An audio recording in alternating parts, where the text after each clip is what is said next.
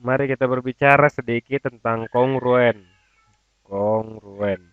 Dan sekalinya kita berbicara mengenai kongruen, kurang lebih sedikit sama dengan apa yang dimaksud dengan bentuk. Jadi saat kita belajar mengenai algebra, saat satu hal sama dengan yang lain, maka dapat dikatakan bahwa kualitasnya sama. Tetapi kita berbicara mengenai bentuk. Dan jika bentuk itu sama dengan yang lainnya, maka itu baru bisa kita katakan bahwa bentuk tersebut adalah sama atau kongruen. Sebagai contoh, saya memiliki sebuah segitiga di sini dan sebuah segitiga lagi di sebelah sini. Oke, jika Anda dapat membalikkan ataupun memutar, ya, Anda akan bisa melihat seperti yang ini. Namun, selama Anda tidak mengubah panjang dari segitiga ini dan sudut dari segitiga ini. Jadi, jika Anda membalikkan,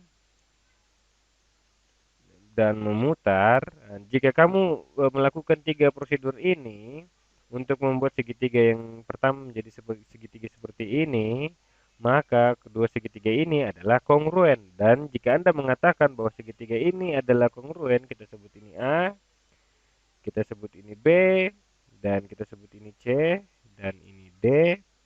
Jangan, kita ubah jadi X, Y, Z dengan Z saja. Jika kita ingin mengklaim bahwa segitiga-segitiga ini adalah kongruen, maka dapat kita katakan bahwa segitiga ABC itu kongruen, oke, itu sama dengan segitiga XYZ ya seperti ini. Oke, jika kita tahu bahwa segitiga ABC kongruen dengan segitiga XYZ. Nah, ini artinya adalah korespondensi sisi dan sudutnya itu adalah sama atau memiliki ukuran yang sama. Jadi, jika kita membuat asumsi di sini atau seseorang mengatakan bahwa ini adalah benar dan kita tahu, oke, sebagai contohnya itu panjang AB sama dengan panjang XY.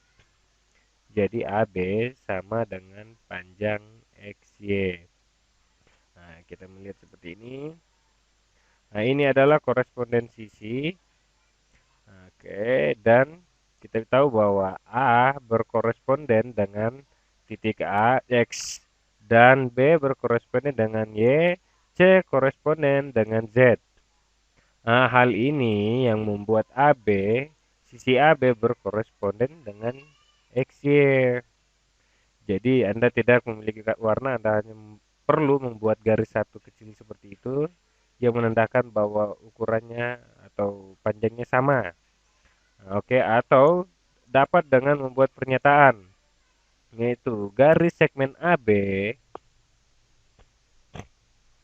itu kongruen dengan garis segmen XY. Ini artinya sama.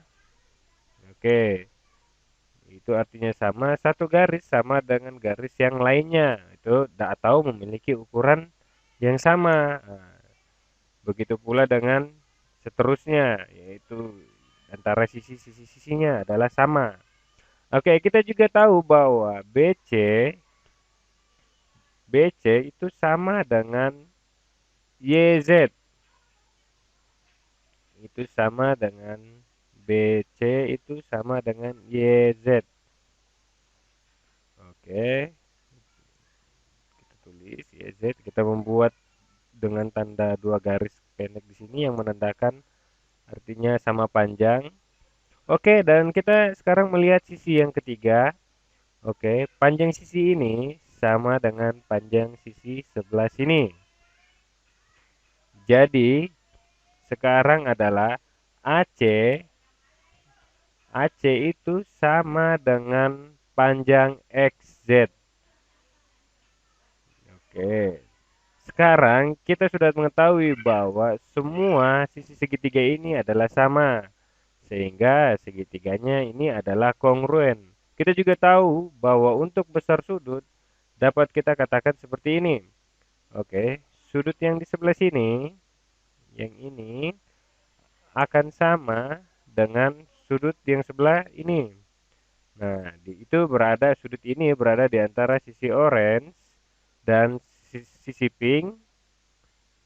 Oke, maka di sini juga orange dan sisi pink. Maka besar sudut BAC, besar sudut BAC, BAC itu sama dengan besar sudut X, YXZ. Besar sudut YXZ. Atau kita juga dapat menulis seperti ini, sudut BAC itu kongruen dengan besar sudut X, YXZ. Nah, begitu pula kita tulis seperti ini. Ya, dan sekali lagi sama seperti dengan garis segmen yang kongruen dengan garis segmen lainnya. Itu artinya semuanya sama dan begitu juga sudut sudut yang ini kongruen dengan sudut yang ini dan sudut yang ini kongruen dengan sudut yang ini. Oke, kita membuatnya dengan dua garis. Jadi kita juga tahu bahwa sudut ABC kita tahu bahwa sudut ABC itu sama besar dengan sudut XYZ. XYZ. Nah, dan akhirnya kita tahu bahwa segitiga ini atau di sudut sini itu sama dengan sudut yang di sebelah sini.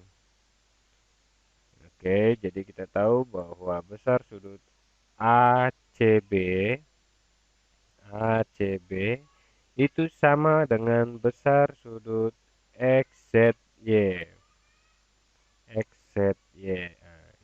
Akan tetapi hal yang paling penting adalah bagaimana kita menetapkan bahwa kedua segitiga ini adalah kongruen. Oke, jika dapat melakukan hal itu, maka barulah dapat membuat semua asumsi. Nah, hal pertama yang akan kita lakukan adalah dengan membuat aksiom atau postulat atau teorema.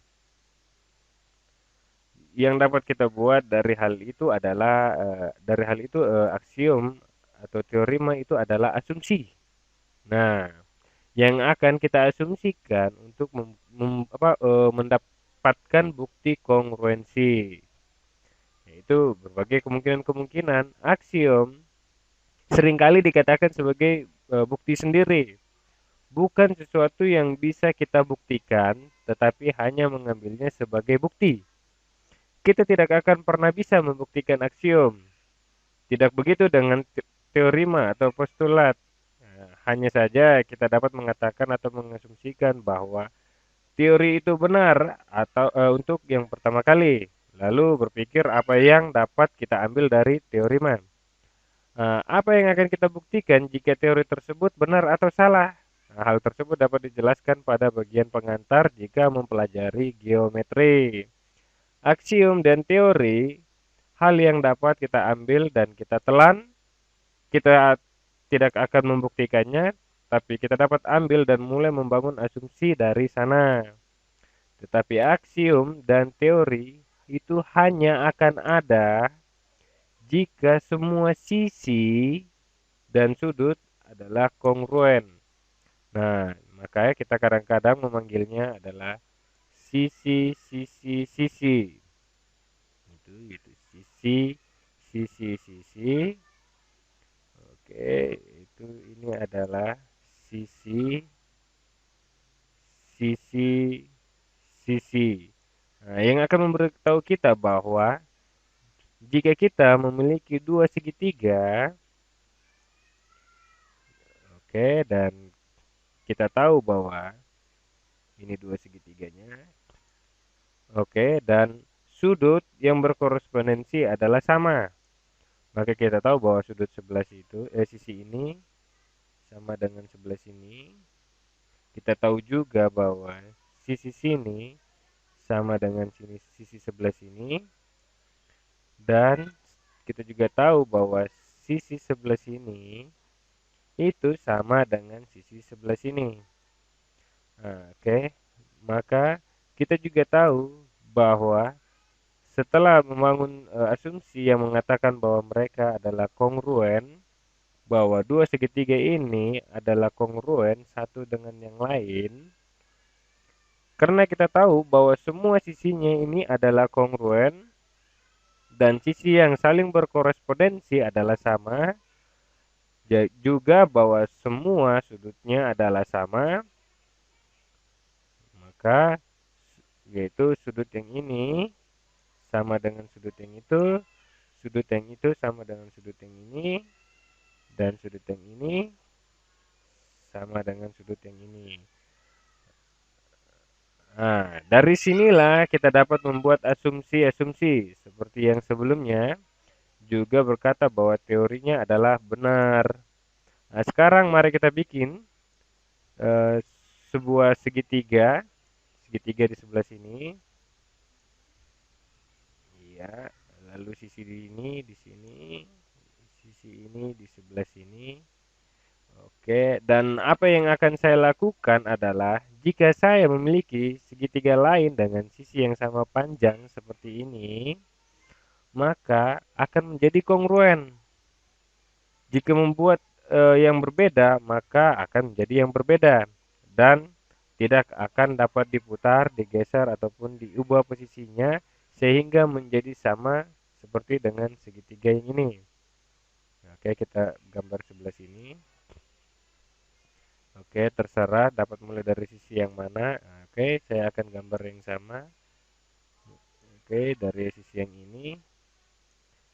Ya, yang terlihat sama dengan sisi yang di sebelah sana. Lalu untuk sisi berikutnya akan digambar di sini saja. Agar lebih menarik saya akan gambar seperti ini. Oke, sisi yang ini seperti ini. Oke, nah diperhatikan seperti ini. Oke, kita lihat sisi ungu seperti itu. Nah, jika diperhatikan seperti ini, maka jika saya menarik sisi ini ke sini, maka akan menjadi sepertiga yang lain. Oke, akan menjadi sebuah segitiga yang lain. Oke, sebenarnya saya hanya sekedar pergeseran visual. Oke, pergeseran visual. Nah, pilihan lain adalah dengan memiringkannya seperti itu, maka posisi magenta akan berada seperti itu. Pilihan lain dengan memutarkannya seperti ini, maka bagian kuning kita bisa memutarnya seperti ini. Maka sisi kita memutar seperti ini, sisi kuning akan ada di sini. Sisi kuning akan berada di sini dan sisi ungu akan berada di sini. Maaf, ini bukan ungu. Oke, sisi ungu akan berada di sini. Dan jika seperti ini, kita hanya perlu untuk memutarnya seperti ini. Maka akan tampak seperti segitiga tersebut. Jadi ini adalah asumsi dan aksiom dan bukti dari, dan ini adalah bukti dari sisi-sisi yang saling berkorespondensi satu dengan yang lainnya. Dan juga dengan sudut-sudut-sudutnya yang saling berkorespondensi dengan yang lainnya. Maka kita bisa tahu bahwa semua segitiga ini adalah kongruen.